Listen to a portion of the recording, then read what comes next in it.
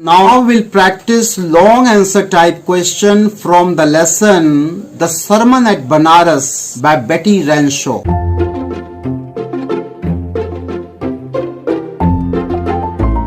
Who is the Buddha? Buddha कौन था, कौन है?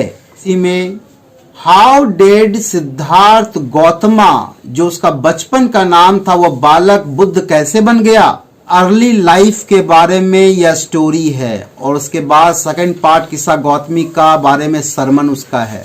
2 पार्ट लेसन का है। अर्ली लाइफ ऑफ बुद्धा इस लेसन में है और किस्सा गौतमी के बारे में जो कहानी बताया है वो सरमन का हिस्सा है, उपदेश का हिस्सा है। ये घटित कभी हुआ था, बनारस में हुआ था, उसकी चर्चा संग्रहित है ग्रंथ में sermon at Banaras. How did Siddhartha Gautam become the Buddha? Buddha कैसे बना वो? बुद्ध बनना बहुत बड़ी क्रांति है, बहुत बड़ी घटना है। Right the answer. The Buddha is one who is awakened और इनलाइटेंड। बुद्धा उसे कहते हैं जो अवेकेंड हो, जिसका आत्मा जागृत हो और प्रकाशित हो, ज्ञान से प्रकाशित जिसका आत्मा हो। जैसे जिस व्यक्ति का ज्ञान से प्रकाशित आत्मा हो जाता है, उसका मन न दुख से न सुख से पीड़ित होता है, बिल्कुल सौम्य में रहता है, वो सौम्यता को प्राप्त हो जाता है, मध्य में चला जाता है और वो तभी वो आनंद की प्राप्ति होती है। आनंद ही आनंद महसूस करता है उस तरह का व्यक्ति। ना उसको दुख पीड़ित कर सकता है, न सुख से हुआ बिल्कुल वैभव से हुआ बिल्कुल उछल पड़ेगा। He is possessed with the ultimate wisdom। Buddha कौन है इसका डिफिनेशन लिख रहे हैं। अवेकेंड और इनलाइटेंड लिखे हम लोग एक पॉइंट। बुद्धा कोई गौतम बुद्ध के लिए नहीं है। बुद्धा अपने आप में एक शब्द है, उसका मीनिंग पूछ रहा है। बुद्धा कौन है? जो अवेकेंड हो और इनलाइटेंड हो। पहला point, he is possessed of the ultimate wisdom. कोई भी बुद्ध बन सकता है। बुद्ध कोई गौतम बुद्ध से जुड़ा हुआ शब्द नहीं है। जो व्यक्ति पजेस करता है अल्टीमेट विजडम, बुद्धि की पराकाष्ठा, ज्ञान की पराकाष्ठा को जो प्राप्त कर ले, मन शांत हो जाएगा उसका, वो विचलित कभी लाइफ में नहीं होगा। And knowledge about life and death. अभी तक क्वेश्चन का आंसर चल रहा है हु इज बुद्धा का। जिसके पास अवेकेंड और इनलाइटेंड सोल हो 1 पॉइंट, जिसके पास अल्टीमेट विजडम हो 2 पॉइंट, जिसके पास नॉलेज हो लाइफ और डेथ के बारे में, डेथ और लाइफ को वो समझ चुका है, प्रकृति को समझ चुका है, उस तरह के इंसान को बुद्ध कह सकते हैं कि उसने बुद्ध को प्राप्त कर लिया, बुद्धि को प्राप्त कर लिया, ज्ञान को प्राप्त कर लिया। चूंकि लॉन्ग आंसर है, थोड़ा सा भूमिका भी लिखेंगे। Siddharth Gautama was born in 563 BC as a prince in northern India। Gautam Buddha का जन्म 563 BC में हुआ था, जो राजकुमार थे। नदन इंडिया में किंगडम था।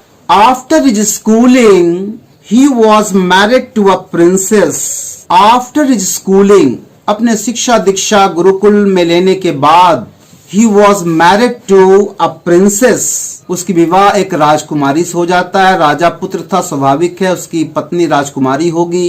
दे led a happy life for 10 years। अब आंसर किसका चल रहा है? सिद्धार्थ गौतम कैसे बना Buddha? They led a happy life for 10 years। 10 साल तक खुशी खुशी पारिवारिक जीवन का लुत्फ उठाया वो, पारिवारिक जीवन जिया वो, शील्डेड प्रोटेक्टेड क्या चीज से? दुख से। किंगडम के अंदर मौजूद रहा, कैद रहा वो। तब तक वो कुछ भी नहीं जानता था सफरिंग ऑफ द वर्ल्ड के बारे में। बुद्ध कैसे बना, इसका आंसर चल रहा है। He knew nothing of human sorrow और मिजरी। तब तक वो बिल्कुल नहीं जानता था मानव के अंदर कोई शोक भी होता है, सफरिंग भी होता है मानव जीवन में, मिजरी कष्ट भी होता है। तब तक वो ह्यूमन सॉरो के बारे में कि इंसान के जीवन में शोक भी होता है, कष्ट भी होता है और मिजरी दुख भी होता है, इसके बारे में बिल्कुल वो बेखबर था। But then one day he came out. तब एक दिन वो घर से बाहर निकला। और यहाँ इस पॉइंट में है कि अगर ज्ञान प्राप्त करना है, व्यवहारिक ज्ञान, समाज में जाना होगा। ज्ञान प्राप्त घर के अंदर नहीं, समाज में होता है। ज्ञान मतलब हुआ समाज को जानना। आप बाहर निकले नहीं तो फ्यूनरल प्रोसेसन कहाँ देखोगे, गरीबी कहाँ देखोगे। जब गरीबी देखो किसी का तो विश्व को धन्यवाद होगे, मेरे पास घर भी है, कोई जमीन पर सोया हुआ एक मंगा, उसके पास घर भी नहीं है। What he saw was a shock to him. जो वो समाज में देखा वो शॉक था उसके लिए, स्तब्ध करने योग्य था। बिकॉज इसके पहले वो शील्डेड था, प्रोटेक्टेड था सफरिंग ऑफ लाइफ से। क्या क्या देखा, जो बुद्ध बन गया, वो निकल पड़ा घर से बाहर, मंक बन गया, एक राजकुमार सत्य की खोज में। The sight of a sick man, an old man and a beggar moved him so much that he decided to become an ascetic. वह दृश्य एक बीमार व्यक्ति का जो उसने देखा राह में, एन ओल्ड मैन, एक बूढ़ा व्यक्ति को देखा, तो उसे ज्ञान हुआ कि आदमी बूढ़ा भी होता है। एंड अ बेगर, एक भिक्षु को देखा कि ये भिक्षु के पास कुछ भी नहीं है, वस्त्र भी नहीं है, सिर्फ कटोरा है, भीख मांगने हेतु उसी आलम से वो जीवन जीता है, इसके पास कुछ है ही नहीं। ऐसा भी दुनिया में व्यक्ति होता है। मूव्ड हिम, विचलित कर दिया उसे। सो मच दैट, इतना उसको विचलित कर दिया, इतना उसको झकझोर दिया, that he decided to become an ascetic. ये सत्य इतना उसको झकझोर दिया कि वह डिसाइड क्या किया, क्या बनने को, एसेटिक। मंक का ही सिनोनिम्स है एसेटिक, साधु, संत, महात्मा। रिनाउंस कर देना वर्ल्ड को। He went out into the world to seek enlightenment. वह दुनिया में निकल पड़ा, समाज में निकल पड़ा, सत्य की खोज में, इनलाइटनमेंट प्राप्त करने हेतु। To seek enlightenment about the sorrow he had seen. वो समाज में निकल पड़ा इनलाइटनमेंट हेतु, ज्ञान प्राप्त करने हेतु। किस चीज के बारे में? सोरो जो वह देखा था, दुख जो देखा था, पीड़ा जो देखा था, वो इसका कारण क्या है? सब लोग पीड़ित हैं, सबको जीवन में दुख है। क्या कारण इसका है? हम दुनिया को बताएंगे, दुनिया के जीवन को हम बिल्कुल इजी कर देंगे, सुलभ कर देंगे, सबको ज्ञान बांटेंगे और शांत कर देंगे, मन और शरीर का शांति प्रदान करेंगे। He wandered for 7 years. वह 7 साल भटका ज्ञान हेतु। क्या प्राप्त हो गया उसको ज्ञान? नहीं प्राप्त हुआ। बट इन वेन, सब व्यर्थ। तो बुद्ध बनने की जो रास्ता है उसकी चर्चा हो रही है। क्वेश्चन मूल नहीं भूलना है, भूलना है बुद्ध कैसे बना। भटकते रहा, कुछ नहीं मिला उसको। अब वो थक हार करके बैठ गया फिग ट्री के नीचे और वहां पे शपथ लिया, वहां से उठेंगे हम नहीं जब तक ज्ञान प्राप्त नहीं होगा। यानी मेडिटेशन में बैठ गया, वो चिंतन में, डीप चिंतन में बैठ गया, पद्मासन लगा करके। Finally he sat under a fig tree. तो यहाँ पे ज्ञान क्या मिल रहा है? मोरल, चिंतन करने से ज्ञान की प्राप्ति होती है, सॉल्यूशन निकलता है। चिंतन करना चाहिए हम। Finally he sat under a fig tree where he bowed to stay until enlightenment dawned upon him. अंततः वह एक वृक्ष के नीचे, फिग ट्री के नीचे बैठ गया। where he bowed, जहां वो शपथ लिया, प्रतिज्ञा किया, to stay, कि हम वहीं पर बैठे रहेंगे, रुके रहेंगे, until enlightenment, जब तक हमको ज्ञान की प्राप्ति नहीं होगी, या समझदारी नहीं होगी, अंडरस्टैंडिंग नहीं आएगी मुझ में, मैं तब तक नहीं उठूंगा। जो मैं प्रश्न का उत्तर खोजना चाहता हूं, जब उसका जवाब न मिले, जब तक उसका जवाब न मिले, मैं नहीं यहां से उठूंगा। उसने शपथ लिया। Until enlightenment dawned, प्रकाशित होना। dawned means उषा काल होता है। जब तक ज्ञान का उदय नहीं होगा, नहीं उठेंगे। dawned upon him, बुद्ध बनने का रास्ता। सेकंड पार्ट क्वेश्चन का है। After 7 days he attained enlightenment. ऐसा कहा जाता है कि 7 दिन बाद उसे ज्ञान की प्राप्ति हुई। Enlightenment जब प्राप्त हुआ, बोध को प्राप्त हुआ, जो प्रश्न का उत्तर वो चाहता था मिल गया। अब वो समाज में बांटना चाहता था। यही है मंक का डेफिनेशन। वो सेल्फिश नहीं होता है, अन्य लोगों के जीवन को सुलभ करने में अपना अहम रोल अदा करता है। यही संत महात्मा का, बुद्ध का डेफिनेशन है। He began to teach and share his new understandings. शुरू कर दिया पढ़ाना, प्रीच करना, सिखाना, शेयर करना, बांटना, साझा करना। His new समझ, अंडरस्टैंडिंग, कि दुख का कारण क्या है, निवारण क्या है, जिससे लोगों का जीवन सुलभ हो सके, मानसिक शांति में बीत सके। बेचैनी में जीवन बिताना मूर्खता है कि जीवन एक बार मिलता है। At that point he came to be called the Buddha. इसी बिंदु पर लोग उसे बुद्ध कहकर पुकारे। जब वह शेयर करने लगा ज्ञान, न्यू फाइंड नॉलेज को, इसी पॉइंट पर, इसी क्रम में लोग उसे बुद्ध कहकर पुकारने लगे। बुद्ध का बनने का रास्ता ये है जो क्वेश्चन था। At that point he came to be called the Buddha, the awakened or the enlightened. Second question please. According to the Buddha, Buddha के अनुसार, the life of mortals in this world is troubled and brief. नश्वर का जीवन, जीव का जीवन in this world, इस दुनिया में, is troubled, डिफिकल्टी से भरा हुआ है, सफरिंग से भरा हुआ है, and brief, और सबका जीवन लघु है। कोई 90 साल भी जीता है, 100 साल भी, वो लघु ही है, कम ही है वो पृथ्वी के उम्र के हिसाब से। एंड कंबाइंड विथ पेन, और जब तक जीता है उसका जीवन मिश्रित होता है पेन से, दुख से, दर्द से, सफरिंग से, दिक्कतों से। ये लाइन बुक का है। अकॉर्डिंग टू द बुद्धा, ये बुद्ध बोले। क्या बुद्ध बोले? Life is मॉर्टल, world is troubled, जीवन ब्रीफ है और जीवन में पेन है।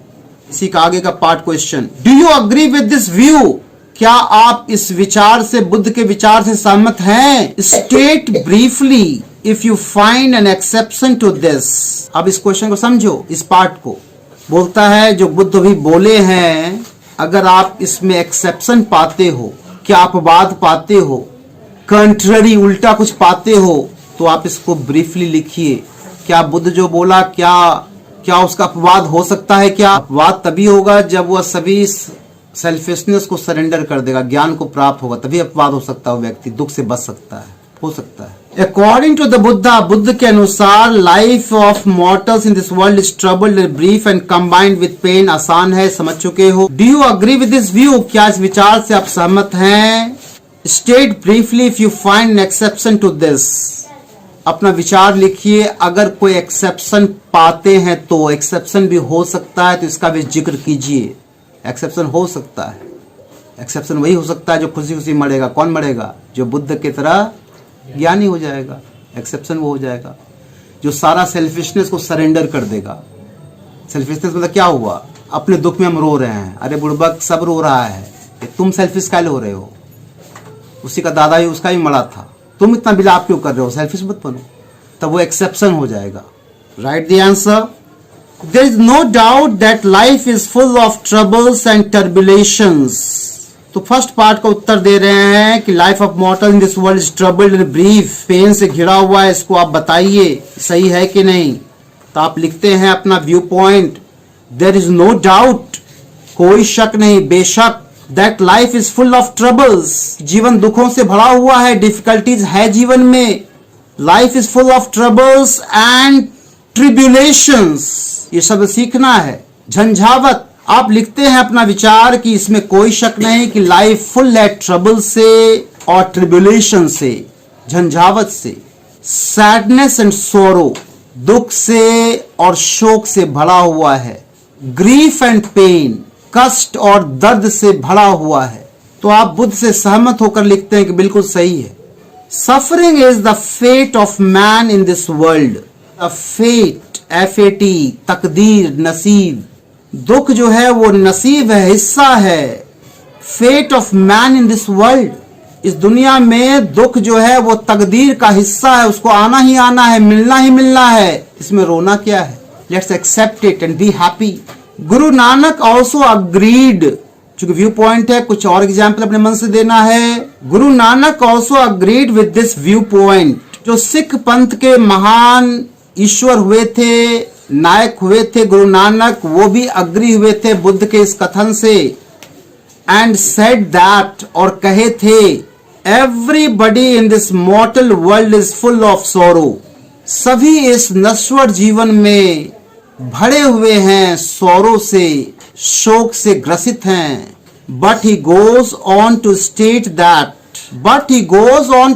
दैट, गुरु नानक आगे बढ़ करके स्टेट करते हैं, दर्शाते हैं, बतलाते हैं बुद्ध का सेम बात, अग्री करते हैं वो। One who remembers God in pleasure and pain, जो व्यक्ति ईश्वर को याद करते रहता है, सुख में भी और दर्द में भी, प्रॉस्पेरिटी एंड एडवर्सिटी, समृद्धि में या फिर एडवर्सिटी में, विपरीत परिस्थिति जीवन में, दोनों में ईश्वर को सिर्फ याद करते रहते हैं और स्वीकार कर लिए हैं, सामान्य रहते हैं। सिकनेस एंड हेल्थ, बीमार हो या हेल्दी हो, सब में ईश्वर को धन्यवाद देते हैं, याद करते रहते हैं।